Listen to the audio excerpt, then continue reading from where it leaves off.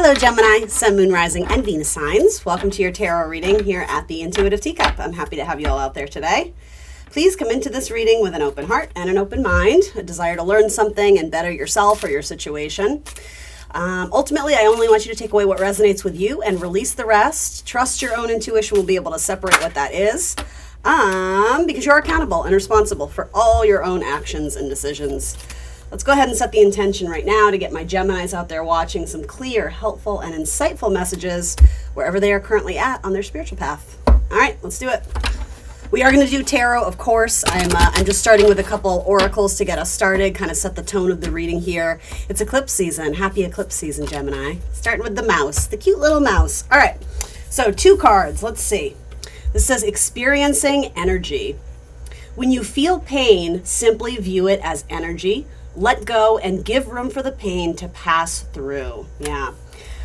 Being kind of seated in that consciousness. I feel like that's important. Being able to separate yourself from the emotions that you are feeling, right? And sometimes those feelings, those emotions can be very powerful. It can sometimes overtake us sometimes, and we can kind of lose sight, not see the forest from the trees. But I think it's important to acknowledge, especially for a Gemini, because you can be very in your head, right? There's like a mental and a focus on the logic and the reasoning. Sometimes emotions they defy that. So there needs to be sort of this welcoming and this acceptance of, okay, I'm feeling an emotion and I'm just going to let that be. And it's okay to be curious about it. I'm not going to tell you not to be because you're Gemini. And when I mean curious, I mean it's okay to be a little bit analytical of, where is this coming from? But ultimately it is separate, right? It's swords versus cups. So sometimes we just have to let the emotions be the emotions. And understand that, we can always choose how we respond to certain things, but sometimes, emotions are typically our instincts, right? They surge up sort of instinctually, right? So yeah, there's a need to work with them and be conscious of them, but not let them overpower your life. That may make sense for some of you right now. My cards are dirty, I just noticed that. The place of centered awareness is the seat of the witness, the seat of the self. That is the only seat from which you can let go. Yeah, so again, that factor of being a little bit removed from it, not being your emotions, not being your thoughts, understanding that you are a witness to those things. And that puts you back in the power position, in the seat of control, essentially, or what they're calling, let's see, the seat of self, the seat of awareness, the seat of consciousness. This is a deck that's based on a book that I actually really, really enjoyed reading. I have Gemini placements, so I actually feel like you guys may, if you haven't already heard of it, it's called The Untethered Soul. I forget the author, Michael something maybe. Anyway, The Untethered Soul. It's a quick read, but it's really, it brings you to this place of like, where you tend to self-sabotage or where you potentially self-sabotage because of your mind and your thoughts and not being sort of always feeling like you're in control of them. It puts you back in the position of power there. Highly recommend that. So your love oracle, potentially love, relationships, romance. This is decision, the need to gain clarity through decision making and not operating out of a sense of overwhelm of your emotions. If you're preparing yourself to have some sort of conversation or important discussion with a loved one in any capacity, your body is communicating with you. Your body is sending you signs and signals. So sometimes, like, if you're coming at it with this agitation or this fear or whatever, it might be better to like push pause and revisit that conversation when you're coming from a clearer place and when you're more in balance, right? That's sort of that Aries Libra polarity that we're dealing with the North nodes. We do have to stick up for ourselves. We do need to be a good advocate and speak our truth, strike out and be independent. That's very Aries. But with Libra, sometimes we have to find the appropriate balance to do it. We can't get stuck in the perfectionism, right? We can't be the doormat, but we do also need to be considerate in working with others because, it's a relationship. It's not just ourselves. So then you have the mouse here. Let's see how that's coming in for you. The mouse, earth energy. There he is, he or she, or whoever. Detail-oriented, small-minded, nitpicky, or nervous. The mouse has an innate desire to tend to the details. It often spends its days fixing, preparing, organizing, and scrutinizing. Unfortunately, a mouse personality doesn't notice when they've gone too far. Soon they begin to have a limited and fearful vision of life and try to control every detail. This can be quite a painful experience for both the mouse and those around them. When the mouse energy is at play, step back for a moment. It may be time to find a more purposeful project to delve into, one that's worthy of your exacting eye. When in balance, this card means organized, resourceful, and prepared. When out of balance, it means busy with no purpose. And to bring it into balance, undertake a meaningful project. Yeah, some of you may be pouring your time and energy and mental focus into something that I'm not saying it's not going to resolve or result in anything, but right now it might be a waste of your time because it might be out of your control. It's almost like if you've said your piece or you've put your cards on the table. Now it's up to the universe and whoever else is involved to kind of speak their truth or play their hand or however you want to say it. And so there's like a nervous anticipation here. It's like not knowing how to make a decision because the decision is going to be the result of how other people respond or react to something, and you don't know that yet. So it's like you're busying yourself or worrying yourself with all these what ifs and these possible outcomes. And well, if this, I'm almost getting chess pieces, like being very strategic. Like, well, if I do this, how will they respond, and where are they going to move their piece, and blah blah blah. And it's like it's nervous, it's nervous, wasted energy. It's like just like allow it with the emotions. It's like end of Pisces season, we just got to go with the flow. And that can be very hard, but I mean, that's what these oracle cards are kind of saying to me. So actually, you know what? Let's do this. I'm feeling Pulp Girls Tarot. Let's do it. The Pulp Tarot. I have two different decks. There's Pulp Girls Tarot and the Pulp Tarot. This is just the Pulp Tarot. All right, Gemini, what might be coming in for my Gemini gang? We have a full moon lunar eclipse in Libra around March 25th. So that's going to be the initiation, the start of eclipse season. There's a trine to Pluto. There's Venus and Jupiter are sextiling. There's a lot of like cool stuff going on in the sky. But Venus is also sort of kissing Saturn. So there's maybe uncomfortable dynamics in relationships where we really have to hunker down and commit in order to like breed nice results. But I think with responsibility and care and a seriousness, relationships are going to flourish and become even better and stronger for a lot of people. So some of you may relate to that. There's a healing energy necessary. The North Node being kind of near Chiron too. There's a lot of astrology. Here we go for tarot. What can I tell Gemini?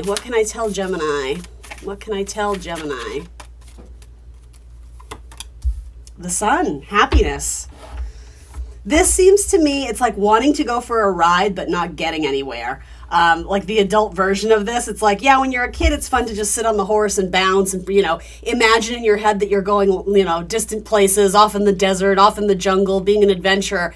As an adult, it's like you've lost that sense of fun and imagination and the possibility of what could be. It feels, I've given this message, I think to you, if not other signs, it's like, it feels like we're trying to run through quicksand or we're trying to run through like the swampy marsh. And it's just like, it's all this energy we're extended and we're really not getting anywhere. That being said, the Sun card is very happy, and I almost feel like for some of you, there's a message here of tapping into your creative energy and thinking outside the box and maybe sort of leaning into that imaginative, kind of fun, whimsical, magical, mystical mindset in order to get through whatever situation you're dealing with where it doesn't necessarily feel like it's totally in your control. It's either making use of the period of wait or leaning into the optimism of the possible outcomes. Think of all the good that can come out of this, the healing, the growing, the creative opportunities with the Sun, sharing light, sharing warmth, sharing wisdom. And also for some of you, just getting out and playing, remembering to not take life too seriously. With the mouse, it's like, again, that organized, nitpicky overthinking. It's like, just go out and have fun, go see your friends, go to the beach, whatever you do, go skateboarding, go to the movies, whatever it is you do for fun. Something about sunflowers might be very important for some of you.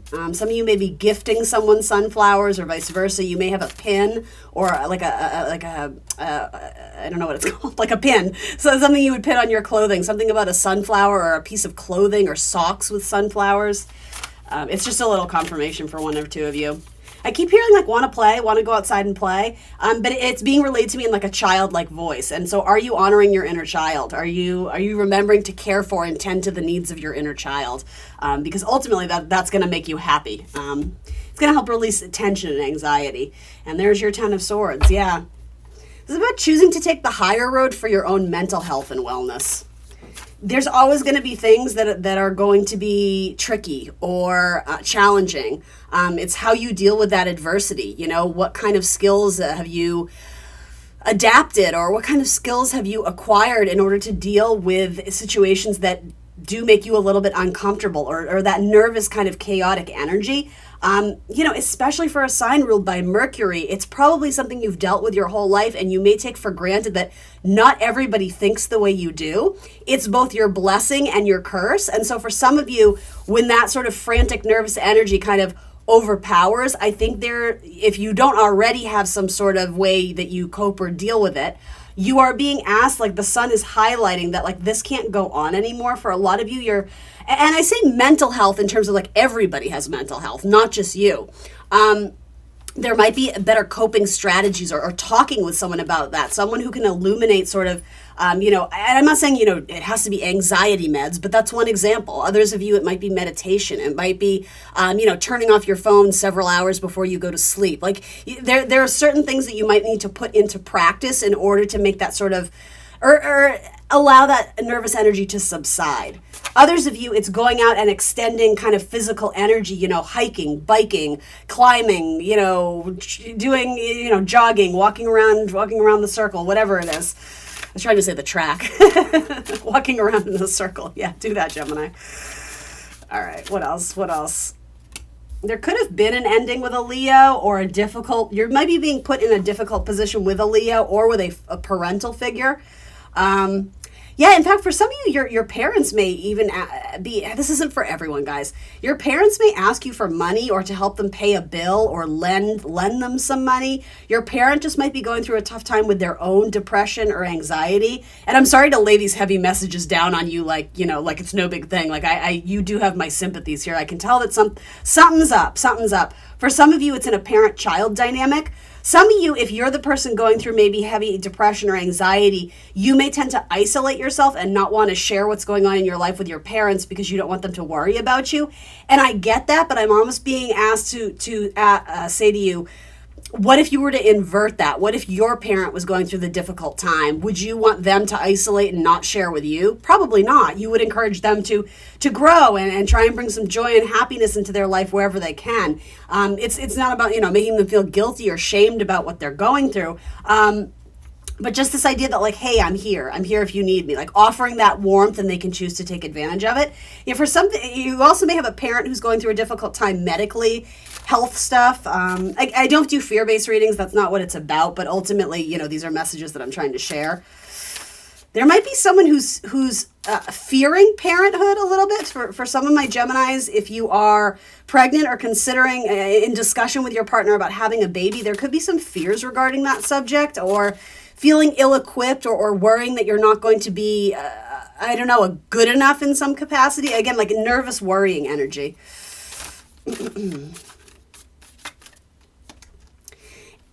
And I take it if it resonates, but for a lot of you, there are messages coming up, and I'm kind of like, okay, well, why am I being asked to relay these? There's a lot of like heavy messages here. Would you agree? And so for me to just relay them without any substance, or why am I telling you this, that seems odd to me. So the conclusion I can make from this is that we have a lot of thoughts consuming our brain. We have a lot of thoughts right now where it's very scattered. Like, I'm worried about this, I'm worried about that. It feels out of control. And so there is no one perfect solution to solve all those things. You know that, or you would have done it already. For a lot of you, again, what's being highlighted is how we deal with those thoughts. And so I'm going to reiterate, a lot of you may benefit from seeking counseling or help, or going to see someone who can help with like the mental health stuff. Everybody needs a good therapist. And some of you are able to find that, quote unquote, in like your best friend, or maybe a parent dynamic, that if you are close with a parent or a sibling or something.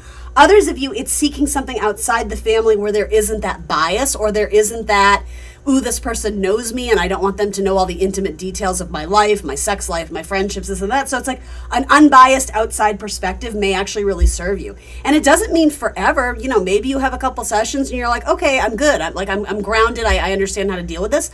Others of you, it could be life-changing. You decide, I want to be in therapy for life. This is great. This is better than sex. Like, you know what I mean? Like, and I'm not saying that's true for all of you, but that's not the point here. It's that having some sort of outlet to release these thoughts or examine them in a way that doesn't bring you anxiety, but to be more solution oriented, or just an understanding that, yes, this is happening in my life and I didn't ask for it. I can't necessarily control it, but I can control how I respond and react to it. The Magician. Yeah, you have all the tools on your table. You are in a powerful position here. What you want and what you're desiring, it's not going to be as difficult for you to achieve this as you think. The Magician has all the tools on his table. It's a powerful card of manifestation and manipulation in a positive way, using what's around you, being resourceful in order to get what you want, in order to achieve your dreams or bring your successes into reality or into fruition. I do think this is becoming the master of your thoughts too, becoming the master of your mind. I'm kind of hearing different words there, but some of you, it's like something about, I want to pick the pieces back up. This may be in a relationship that left you feeling out in the cold. It might be with another Gemini. It might be with a Leo. It might be with a Virgo. Taurus, the sign doesn't really matter. I'm just kind of putting it out there. But ultimately, it's like wanting a new start, wanting to pick up the pieces. I'm almost getting this like Mary Poppins metaphor. Did that come through for you guys last time? One of the signs got a metaphor about Mary Poppins, and I'm not sure which one it was, but it may have been this one. But you may want to check them out. That might be a confirmation for you. You know how when she's cleaning up the Mary Poppins, Julie Andrews, you guys know that movie, right? From this, I think it's the 60s.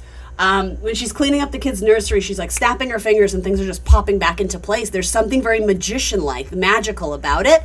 For a lot of you, it's like that's what you want to do in a relationship that seemed to have taken a tumble. Oh my God, I'm getting all these like downloads, but they don't mean anything to me. Like I'm seeing like a broken vase, wanting to snap your fingers and have it just come back together, almost like reverse photography, wanting to go back in time and fix something or say something differently or do something differently. Some of you are trying to manifest a new beginning with someone that you had a falling out with. So I'm hearing kintsugi, and I only know what that means because it's a Def Cab for Cutie album, so I've read about it. I'm not trying to like flex my muscle of, I know all these cool terms about, whatever Chinese art or whatever it is.